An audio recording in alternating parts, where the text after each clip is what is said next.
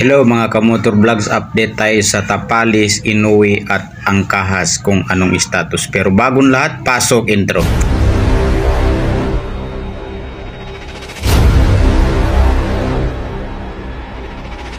Ladies and gentlemen, please make some noise for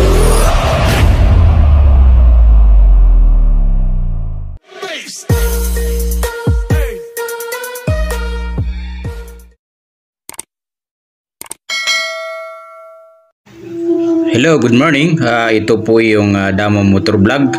Welcome sa ating munting channel. And kumusta po kayo? Mag-update po tayo sa laban ni Takuma Inoue at saka ni Angkahas na na-cancel nitong nakaraan na linggo lang dahil sa tinamong rib injury.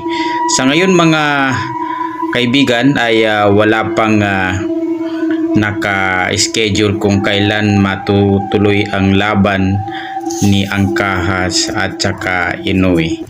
Dahil sa nangyari na yan ay meron naman na umaagam-agam na balita na regarding sa paglabas ng picture na yan na pati pala ang Monster Inoue ay mukhang makakancel din ang laban nila ni Tapalis dahil meron din siya injury. Pero ayon sa ating pagtatanong mga idol ay kasama pala ito sa mga psychological war, kumbaga sabi nga nila.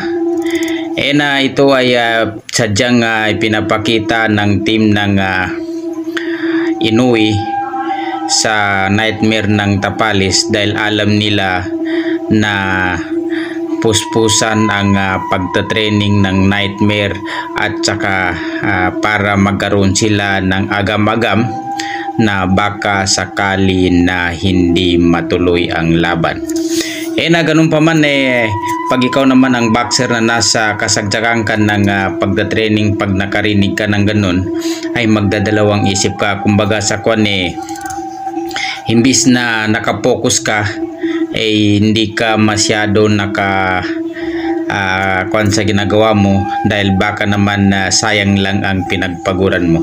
Pero ganun pa man dahil nga sa mga balibalita na yan ay wala naman katotohanan, ika nga ay mga marites lang, sabi nga ng mga kasama natin na mga kababayan ay nag-update tayo regarding naman dun sa laban ng ating Cuadro Alas at saka kay Duheni na ayon sa ating source na mukhang may magandang plano ang nasisilip ang kampo ni Duheni at saka ni Cuadro Alas regarding sa mga sunod-sunod na nakakalap natin na balita na ito ay galing mismo sa source ng team ng Bob Arum na pinapatapos niya kaagad ang laban sa December 26 dahil pinapaakyat na niya